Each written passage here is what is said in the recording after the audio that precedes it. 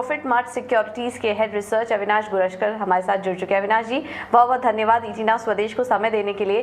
पहले तो मार्केट पर आपका व्यू जानना चाहेंगे। एक छोटा कारोबारी हफ्ता था, उस लिहाज से हमने मोमेंटम ज़्यादा तो हम खुलेंगे सोमवार को तो काफ़ी एक्टिव रहेगा, क्योंकि अर्निंग को लेकर भी हम गेयर अप हो चुके होंगे। तो आज की क्लोजिंग को देखते हुए अगले हफ्ते के लिए किस तरह की तैयारी करनी चाहिए बाजार के लिए?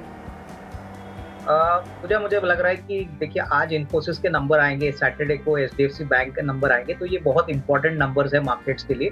अनुमान है कि HDFC के नंबर्स काफी स्ट्रांग आएंगे, क्योंकि उनका बिजनेस अपडेट में जो नंबर्स उन्होंने प्रस्तुत किए थे वो काफी स्ट्रांग थे इन्फोसिस की। तो अनुमान है कि नंबर्स TCS से बेहतर आएंगे। Not only dollar guidance but margin guidance भी अच्छी रहेगी।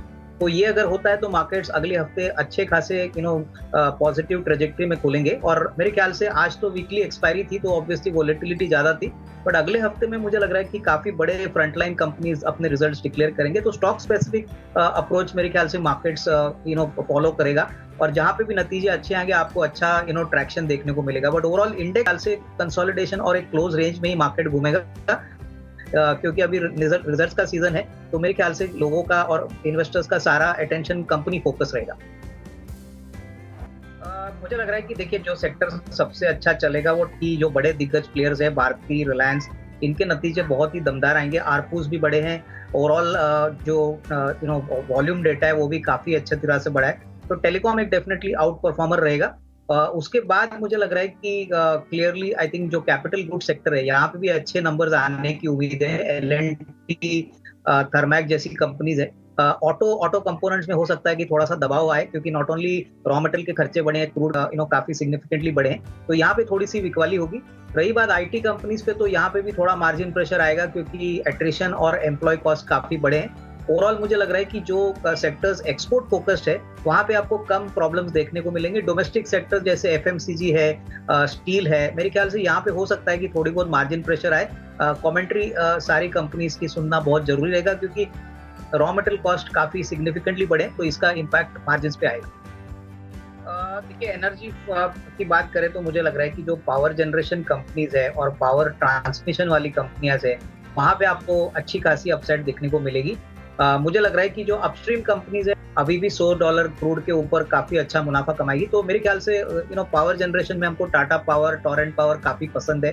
ट्रांसमिशन की बात करें तो REC एक अच्छा विकल्प है, तो यहाँ पे भी अच्छा मुनाफा बन सकता है। प्लस जो सिटी गैस कंपनीज है, जैसे कि महानगर गैस है, इंद्रप्रस्थ गैस है, काफी सिग्निफिकेंटली इन्होंने अपनी कीमतें बढ़ाई है। तो इस बात का ये क्लियर रिफ्लेक्शन है कि इनके पास काफी अच्छी प्राइसिंग पावर है। तो मुझे लग रहा है कि एनर्जी स्पेस में सिटी गैस कंपनीज और पावर जनरेटिंग अच्छी तरह से आगे भी फोकस में रहेगी। तो यहाँ पे नजर रखिए, क्योंकि कहीं भी कोई कमजोरी आती है, मार्केट करेक्ट होता है, तो इनको एक्यूमुलेट करने का एक अच्छा मौका मिलेगा। ये जो गिरावट हमने देखी वीकली एक्सपायरी में और आखिरी कुछ घंटों में, इसमें सबसे बड़ी वजह थी HDFC ट्विंस में गिरावट देखना, क्योंकि काफ़ी ज़्यादा वेटेज है इनका। तो HDFC लिमिटेड, HDFC बैंक, दोनों में ही हमने गिरावट देखी। ऑफकोर्स नतीजे भी अवेटेड हैं, लेकिन ये जो स्तर दिखाई दे रहे हैं, क्या यहाँ पर खरीदारी करने की अपॉर्चुनिटी बन रही है?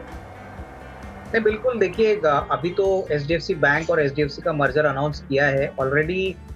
ऐसा लग रहा है कि शॉर्ट टर्म में थोड़ा सा HDFC AMC जैसी कंपनी, जिनके पास जो भी म्यूचुअल फंड है, जिनका बड़ा होल्डिंग है, वहां पे थोड़ी बहुत प्रॉफिट बुकिंग म्यूचुअल फंड्स करेंगे, और वो एडिशनल जगह और हेडरूम FIs को देंगे।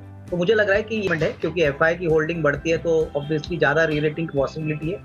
और नतीजे मुझे लग रहा है सबसे बड़े ड्राइविंग पॉइंट रहेंगे, क्योंकि मैनेजमेंट की जो कमेंट्री आएगी और प्लस जो ग्रोथ आउटलुक के ऊपर बातें होंगी, वहां पे मार्केट को थोड़ा सा और कॉन्फिडेंस आएगा।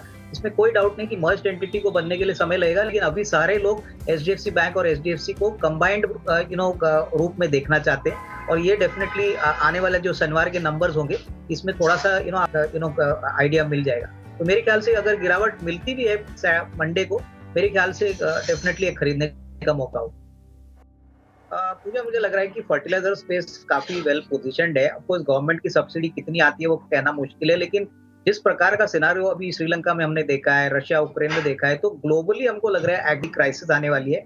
और यहाँ पे इंडियन कंपनीज को एक्सपोर्ट करने के अच्छे मौके मिलेंगे। तो यहाँ पे मैं समझता हूँ कि कोरोमंडल फर्टिलाइजर्स है, उसके बाद चंबल फर्टिलाइजर्स है, यूनाइटेड फॉस्फोरस जो एग्रोकेमिकल्स में बड़ा प्लेयर है, इसमें डेफिनेटली निवेश के अच्छे मौके लगते हैं। अर्निंग्स क्वालिटी भी अच्छी है। ओवरऑल अगर मानसून ठीक ठाक आता है, जो अभी इस बार कहा गया है कि मानसून भी ठीक ठाक रहेगा, तो मेरे ख्याल से ये भी एक प्लस पॉइंट है एग्री फर्टिलाइजर कंपनीज के लिए।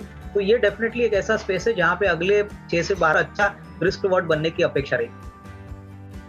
मुझे पहली कंपनी जो मुझे पसंद है वो बेसिकली एक मैच मेकिंग और मैरिज रिलेटेड कंपनी है जिसका नाम है matrimony.com। ये कंपनी बेसिकली पिछले 2 साल में कोविड के कारण में अंडर परफॉर्म करी थी, लेकिन अभी पहले 9 को मिला है। हमको लग रहा है कि आने वाला साल इनके लिए काफी अच्छा रहेगा। फाइनेंशियल्स भी काफी स्ट्रांग है। इस साल करीबन 55 करोड़ का प्रॉफिट आएगा, करीबन 22-23 रुपए की अर्निंग आएगी।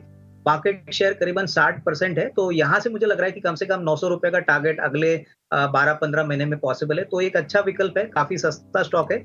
और दूसरा MSTC नाम की कंपनी है जो एक प्लेटफॉर्म बिजनेस चलाती है। इस कंपनी में हम देखें तो बेसिकली अभी 5G का स्पेक्ट्रम बैंक के NPS एक्सचेंज पे ट्रेड होते हैं। सबसे बड़ी बात, अभी लॉसेस इनके काफी कम हो चुके हैं, प्रोविजनिंग अभी बिल्कुल जीरो हो जाएगी FY23 में। तो यहाँ पे भी अर्निंग्स ग्रोथ बहुत दमदार रहेगी। स्टॉक थोड़ा सा 300 रुपए से चला, लेकिन हमको लग रहा है कि अगर और थोड़ा 6 to 12 मंथ्स कोई होल्ड करता है तो आने वाले 1-2 साल इनके लिए काफी अच्छे रहेंगे। तो यहाँ पे 450 का टारगेट रहेगा। और तीसरा एक छोटा मिड कैप काउंटर है टाइम टेक्नो प्लस, जो बेसिकली एक इंजीनियरिंग कंपनी है और CNG कंपोजिट सिलेंडर्स बनाती है। यहाँ पे इनको काफी बड़े orders oil marketing companies as well as automobile company से मिला है। तो यहाँ पे भी हमको लग रहा है कि करीबन 105-110 का टारगेट प्राइस पॉसिबल है। ये भी एक अच्छा रिस्क रिवॉर्ड आपको अगले 6 से 12 महीने में दे सकते हैं। IT कंपनीज में इंपॉर्टेंट है पूजा, एक तो एट्रिशन का लेवल, दूसरा जो एम्प्लॉय कॉस्ट है वो काफी बढ़ चुके हैं। जो ऑर्डर विंस है वो भी काफी इंपॉर्टेंट है। हमने TCS में देखा कि रिकॉर्ड ऑर्डर विंस पे इनकी पोजीशन अभी आई है। एट्रिशन अगले क्वार्टर में भी काफी खराब होने की उम्मीद है। तो मुझे लग रहा है कि 1-2 क्वार्टर्स हो सकता है कि थोड़ा सा मार्जिन प्रेशर रहे, बट उसके बाद होपफुली अगर ऑर्डर विंस कंटिन्यू होते हैं तो आपको डेफिनेटली IT कंपनीज में अच्छी तेजी देखने को मिलेगी। मेरे ख्याल से अभी भी मैं यही कहूंगा कि कोई कमजोरी अगर इन स्टॉक्स में आती है तो खरीदने के मौके समझना चाहिए, क्योंकि आने वाला साल इनके लिए अच्छा रहेगा। फ्रंटलाइन कंपनीज में हमको लग रहा है HCL टेक, इन्फोसिस, TCS ऐसी कंपनीज है जो कोई भी गिरावट में कोई भी इन्वेस्टर